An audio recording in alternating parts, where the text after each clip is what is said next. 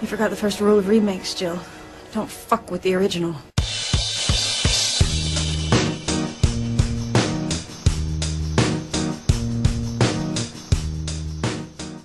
Hey everyone! Kick-Ass 2 is coming out, and you know what that means? Another installment of Don't F with the Original? With myself, Dimitri, I am editor-in-chief of Idiomatic and movie critic. Eric, I'm an English teacher. And Chris, subtitle editor and occasional writer. And Nicholas, I am the video game correspondent for Idiomatic. And so we've decided to talk today about Kick-Ass, the superhero story, or superhero satire, I should say, created by, was it Mark Miller? Yeah. And directed by Matthew Vaughns, who actually financed the movie himself, believe it or not. Anyway, Dave, who's a teenager, who's really unpopular, and he's not doing too well, decides to become a superhero just for the heck of it, because, hey, somebody has to. Puts on a costume, but forgets the part about having powers, so gets his ass thoroughly kicked. And the movie essentially follows his journey as he meets a dynamic duo of vigilantes, played by Nicolas Cage and Chloë Moretz, and ends up in a war against a mob. One thing to mention, it is a dark movie with really, really dark jokes and heavy on the violence. Yeah, there's a lot to talk about with this one, Dimitri. I agree. You mentioned that it was entirely self-financed. From what I understand, it wasn't fully, but it was entirely done outside of the studio. So at a certain point, was it Matthew Vaughns? Sorry? Yeah, Matthew Vaughns. I think he was like $12 million out of his pocket, but he got a bunch of other people, they put money in, and at a certain point, this was a sure investment because everyone who had invested in it, had lost so much money. It was right when everything tanked, so because it takes that long to make a movie. It was at that point that this Hollywood Studios basically bought it out, from them. And I think it was at that point that, it had a lot of groundswell. It was an interesting endeavor. Mark Miller, famous from the comic book side, he's given us a lot of really interesting stories. He was working with John Romita Jr. on this one. Yep. And they'd already sold the idea for the screenplay while the comic was still in play. So they started working on the script while the comic was being produced. And they were both kind of feeding off each other at a certain point. So it became an interesting thing in terms of social marketing. They basically could say, we want to sell this movie. We've got this many people following us. We've got this many people buying the comic. There was a lot of people just really excited to go see the movie. I was one of them. And I was really hoping that this was going to be the independent film that would basically show the Hollywood studios that it doesn't need to be a rehash of everything. And when it came out, it did really badly. The numbers weren't good. They were hoping that it would make $40 million the first weekend. It didn't even come close to that. Yeah, well, although that's domestically, because internationally it kicked ass. Yeah, no, it's true. And pun intended. But it took a little while to do that, and it's kind of too bad, because I really want this one to come in bigger than anything. This was at the beginning of a really bad summer, just A-Team, The Losers, just a bunch of mediocre films. This movie came in, and you mentioned it's quite dark. One of the main characters, Hit Girl, is quite young. I think she's 11, 13? The character I think is 11. In a world that we're basically supposed to assume doesn't have any superpowers, and it just has people putting on costumes and going out there and basically becoming targets as a result. She's probably the most super heroic. She's amazing, and she becomes kind of this moment, and we maybe talk about the way she's fetishized at a certain point. You know what I mean? But I think they do kind of fall into that. But the thing is, when you look at the marketing, the only time I saw it on actually TV spots, it was showed as if it was a show for kids, and it's not a kids movie in any way. It's quite violent and meant to be, and it's supposed to be off-putting. Oh, absolutely. It's close to it's Pulp Fiction style violence. Just it's almost casual. You having that 10 or 12-year-old girl just beating fully grown men, basically killing them gorily, and acting like it's perfectly normal, and spewing one-liners like a professional. That was hilarious. That was basically the part I remember the most about the movie, and the best part. Main character I did not care for that much. No, really? I thought he was just kind of whiny and useless. Well, that is his character, in fairness. Yeah, but, I don't like my characters whiny and useless, That's why I kind of gravitated all around Hit Girl. And her father as well, Big Daddy. Nicolas Cage. That father-daughter relationship was, the best part of Kick-Ass for me. The thing with Big Daddy and Hit Girl, they're very different in the movie than in the comics. in terms of how they're treated. The characters are more or less the same, but the movie allows them to be cool for a while. They don't undercut it right away as they do in a comic book. Things are undercut really quickly in a comic book because Miller just can't write 6 words without becoming cynical.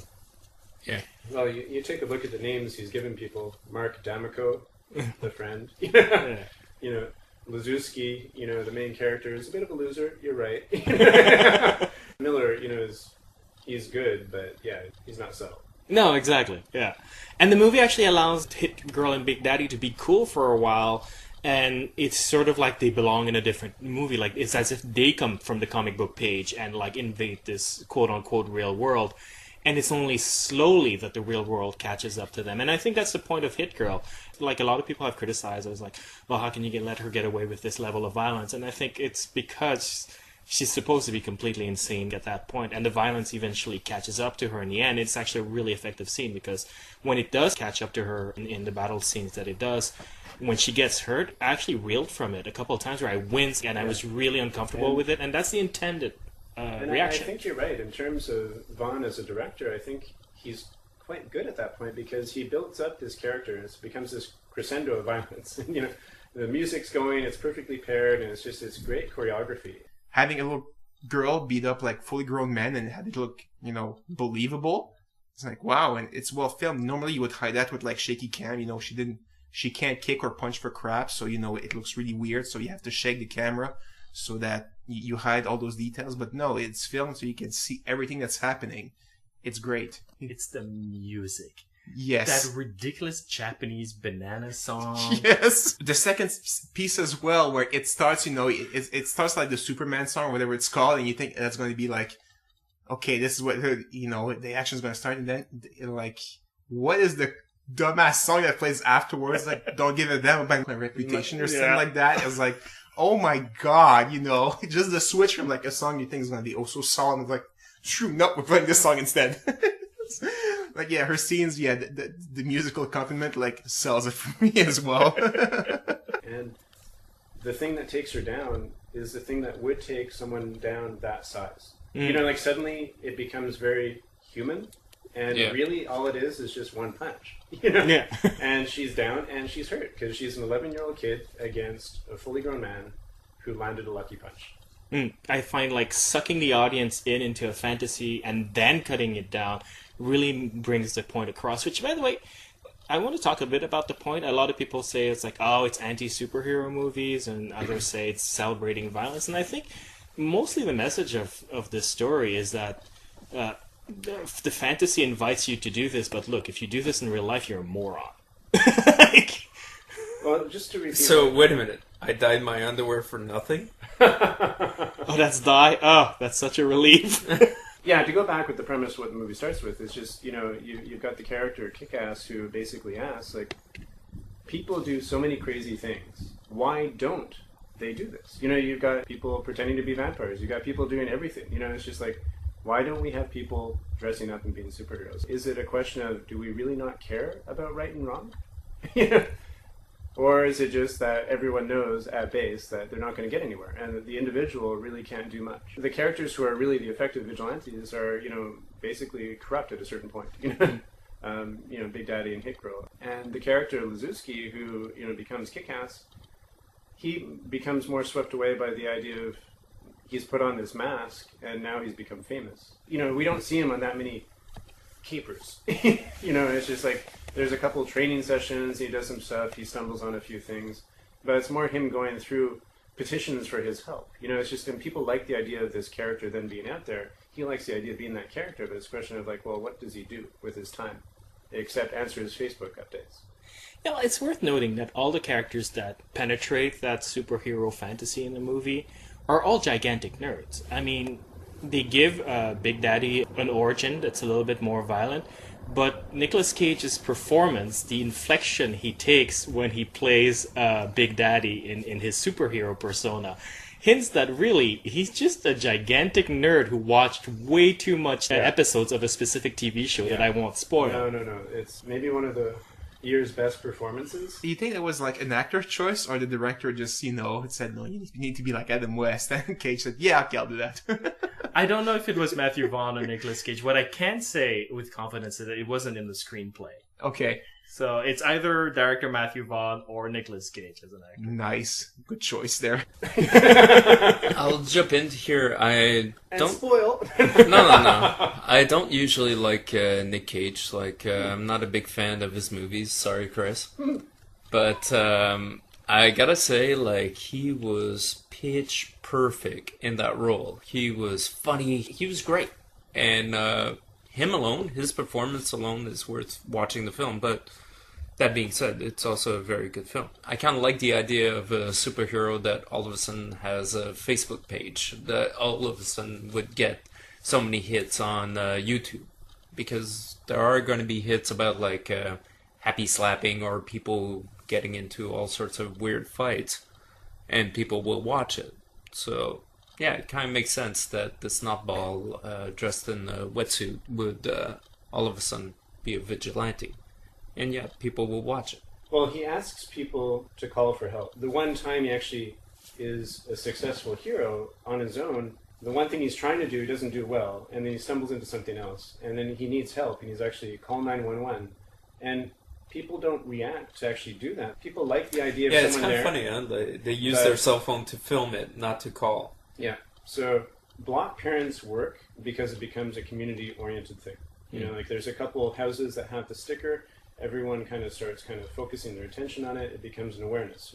You can argue that if heroes were to exist in the real world, it would be a sense of catharsis for the community. There'd be a groundswell up, and people would be more aware of, graffiti and, everything that they could maybe stop and let the hero stop the big things, let's say. But in this movie, they don't do that. You've got this thing that they can actually project onto, and all they do is actually, I guess, project onto him. They actually film him. And I think it's almost that is quite realistic at this point, in terms of the way we use media and the way we talk about things and the celebrity culture and, the reality television.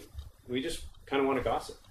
Oh, yeah, absolutely. So I liked that part of the movie, it was quite realistic, and the fact that the costume didn't fit quite well, and, you could see the stitching, I noticed a lot of critiques came out right away saying, is this already superhero fatigue? And is this really a superhero movie? Well, that's the thing. I don't find it is. I don't find it critiques the superhero genre in any way. It doesn't say superheroes are dumb. It says putting on a suit is dumb. It's the application of fantasy in the real world. That's what it criticizes. Yeah. I think a lot of people miss the point.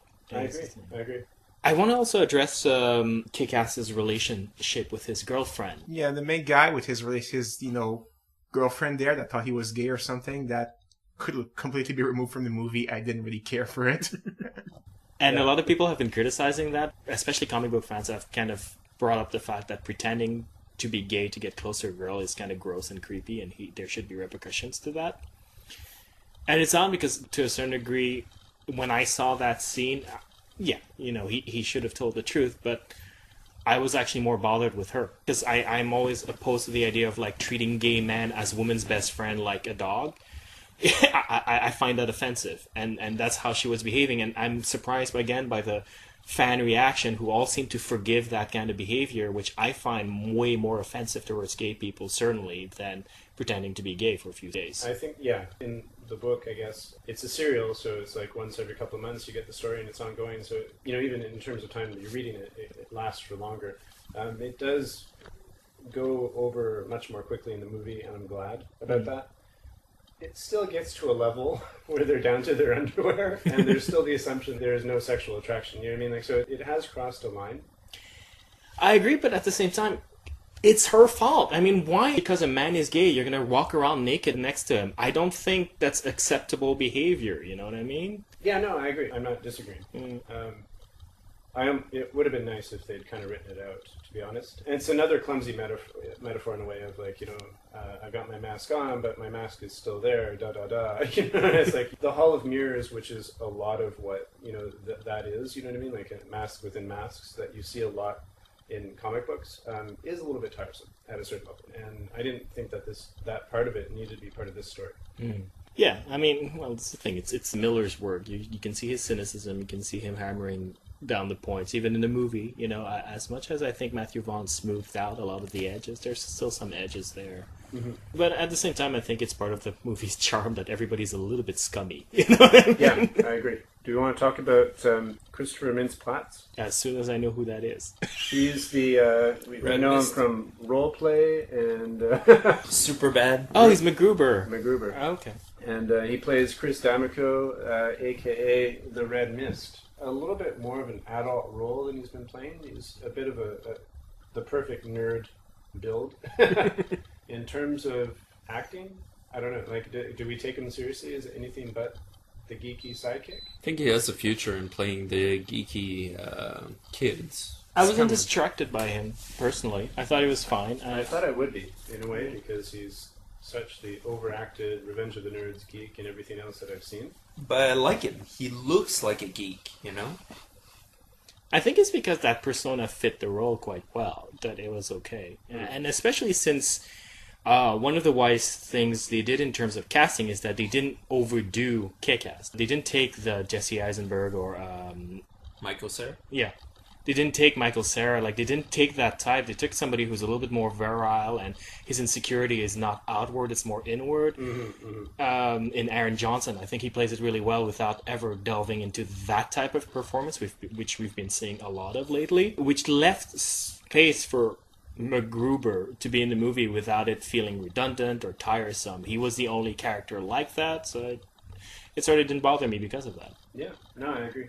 I don't know, the scenes with the main character are like, yeah, this is, you know, once you see the other two, you go back to the main character who's still like completely useless and pathetic, and it's kind of a downer. You really, you know, show us more of Hit Girl and Big Daddy, please. Like at the beginning, I was fine with the main guy. Okay, well, he's pathetic. Okay, ha ha ha. He's starting to be a superhero. He's ridiculous. Okay, I could live with this movie, but then the movie is so heightened by the other two characters when you see what they can do that. You go back to the main character, you're like, I don't want to see you. I want to see what the other two can do. All in all, I was much more satisfied with the movie than I think some of the critics were. And I was surprised. I think there was a bit of a backlash against it. I think, at least some of the reviews I read, I think they hadn't read the comic. To be honest, I don't think you needed to. But they felt like there was like a secret history that they weren't getting or something. Like, and they were kind of reacting against it. Like we've spoken recently about Iron Man 2. A lot of it really is, you know, like kind of tip of the iceberg stuff, and they're talking about just this lore of like 40 years of Iron Man stories. You know, with Kick-Ass there isn't that lore, you know, and you can go into it and it's a fresh slate, you know. But I do think people are kind of getting tired of these franchise stories that, you know, draw back on so many years of backstory. I actually have a slightly different take on the critical reaction to it. I think there's still this stigma around being a comic book fan. And to be honest, the comic book fans bring it on themselves sometimes. Complete digression. But for example, the reaction to The Dark Knight not being nominated for the Oscars had a whole bunch of people bashing gays and Indians because Slumdog Millionaire was nominated and Milk was. And I'm like, this is why people look down on comic book fans. Yeah. And I think there's still that view that the average comic book fan is this complete bigoted, small-minded idiot. And so when they saw Kick-Ass, I think they assumed that the comic book was being celebrated for its violence, and so they never really looked at what it was actually saying because they went like, there you go, it confirms my view of these little trolls, you know? Because I think if Quentin Tarantino had directed this, and it was the exact same movie, but it just had Quentin Tarantino's name, people would have thought that this was brilliant. Yeah. You know? I agree. Yeah, it would have been his take on the comic book and everything else. It's like, look at this. He reinvented black exploitation film. Now he's reinventing the comic book film. Eric, what do you think? Kick-Ass? Kick-Ass?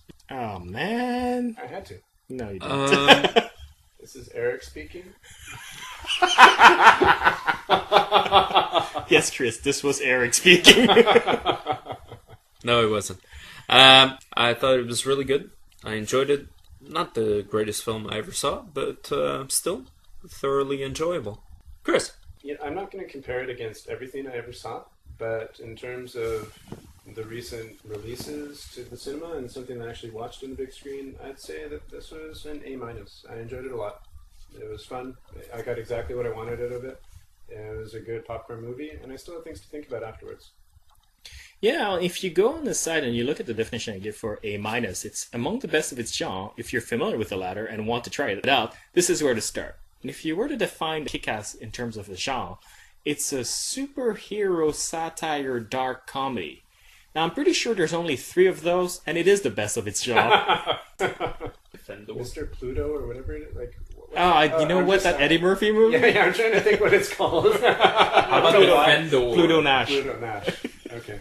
And Defendor. Yeah, it's better than Pluto Nash. Come on, people. Alright, so Kick-Ass 2 is coming out. Yeah. Different director, unfortunately, Matthew Vaughn, not involved in this one. Oh, why? Too busy doing something else, I guess. I guess. Mark Miller, who wrote the original story, Yeah. is coming back, and it's still his original story, his original continuation from Kick-Ass. So Okay. at least there's some continuity on that level. We've all seen the trailer. What do you think? I was very happy to see Hit Girl is back. You know, I was kind of disappointed at the end of the first movie when she becomes like a regular schoolgirl and everything. I was like, no, she's an awesome superhero. Why would she go for a normal life? It's boring. But then, you know, she says, no, you know, my father made me swear to protect this town, so I will. So she's back into being Hit Girl, and she is as awesome. Basically, the trailer is half of her doing cool shit, you know? So if the movie's like that, I'm very looking forward to it.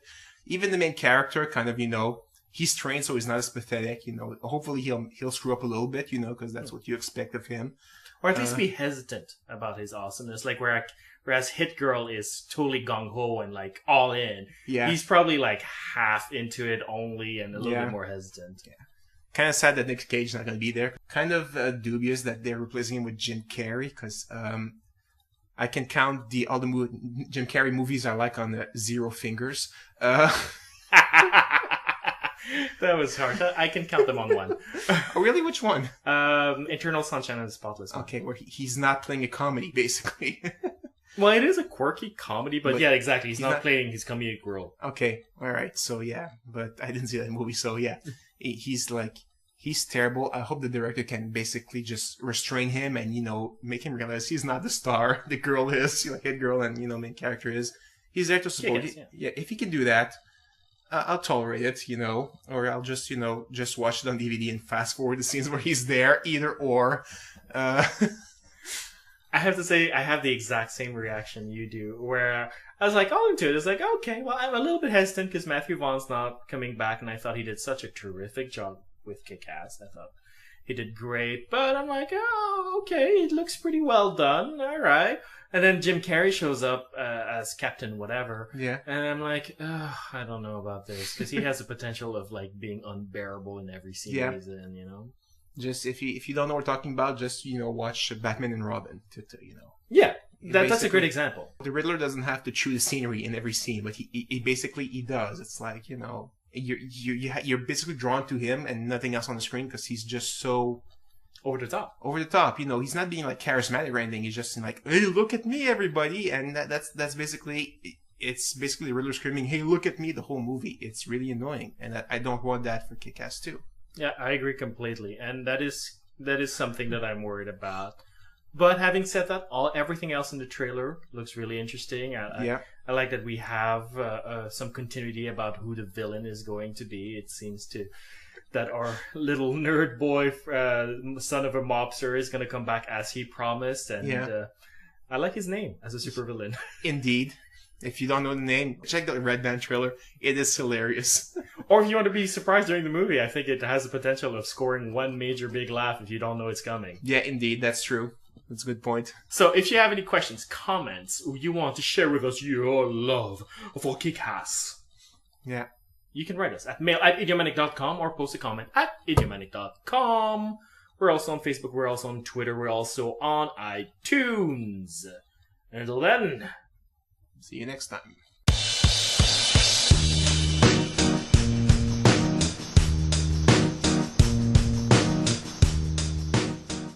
She's amazing, and she becomes kind of this moment, and we maybe talk about the way she's fetishized at a certain point, you know what I mean? But I think they do kind of fall into that. But the thing is, when you look at the marketing, the only time I saw it on actually TV spots, it was showed as if it was a show for kids. And it's not a kids movie in any way. It's quite violent and meant to be, and it's supposed to be off-putting. Oh, absolutely. It's close to it's Pulp Fiction style violence. Just it's almost casual. You having that, what was he, like 10 or 12-year-old girl just beating fully grown men, basically killing them gorily, and acting like it's perfectly normal, and spewing like one-liners like a professional. That was hilarious. That was basically the part I remember the most about the movie, and the best part. Main character, I did not care for that much. No, really. I tell you what, He's not doing too well. Decides to become a superhero just for the heck of it because, hey, somebody has to. Puts on a costume, but forgets the part about having powers, so gets his ass thoroughly kicked. And the movie essentially follows his journey as he meets a dynamic duo of vigilantes, played by Nicolas Cage and Chloë, and ends up in a war against a mob. One thing to mention, it is a dark movie with really, really dark jokes and heavy on the violence.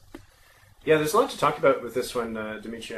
I agree. You mentioned that it was entirely self-financed. From what I understand, it wasn't fully, but it was entirely done outside of the studio. So at a certain point, was it Matthew Vauhns? Sorry? Yeah, Matthew Vauhns. I think he was like $12 million out of his pocket, but he got a bunch of other people, they put money in, and at a certain point, this was a sure investment because everyone who had invested in it, had lost so much money. It was right when everything tanked, so because it takes that long to make a movie. It was at that point that this Hollywood Studios basically bought it out, from them. And I think it was at that point that, it had a lot of groundswell. It was an interesting endeavor. Mark Miller, famous from the comic book side, he's given us a lot of really interesting stories. He was working with John Romita Jr. on this one. Yeah. And they'd already sold the idea for the screenplay while the comic was still in play. So they started working on the script while the comic was being produced, and they were both kind of feeding off each other at a certain point. So it became an interesting thing in terms of social marketing. They basically could say, we want to sell this movie, we've got this many people following us, we've got this many people buying the comic. There was a lot of people just really excited to go see the movie. I was one of them. And I was really hoping that this was going to be the independent film that would basically show the Hollywood studios that it doesn't need to be a rehash of everything. And when it came out, it did really badly. The numbers weren't good. They were hoping that it would make $40 million the first weekend. It didn't even come close to that. Yeah, well, although that's domestically, because internationally it kicked ass. Yeah, no, it's true. And pun intended. But it took a little while to do that, and it's kind of too bad because I really want this one to come in bigger than anything. This was at the beginning of a really bad summer. Just A-Team, The Losers, just a bunch of like mediocre films. This movie came in, and you mentioned it's quite dark. One of the main characters, Hit Girl, is quite young. I think she's 11, 13? The character I think is 11. In a world that we're basically supposed to assume doesn't have any superpowers, and it just has people putting on costumes and going out there and basically becoming targets as a result. She's probably the most super heroic, You forgot the first rule of remakes, Jill. Don't fuck with the original.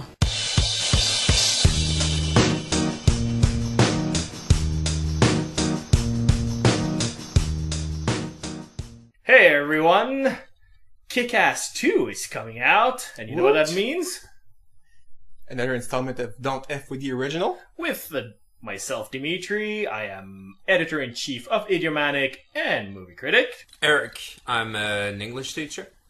And Chris, subtitle editor and occasional writer. And Nicholas, I am the video game correspondent for Idiomatic. And so we've decided to talk today about Kick-Ass, the superhero story or superhero satire, I should say, created by, was it Mark Miller? Yeah. And directed by Matthew Vaughns, who actually financed the movie himself, believe it or not. Anyway, Dave, who's a teenager, who's really unpopular, and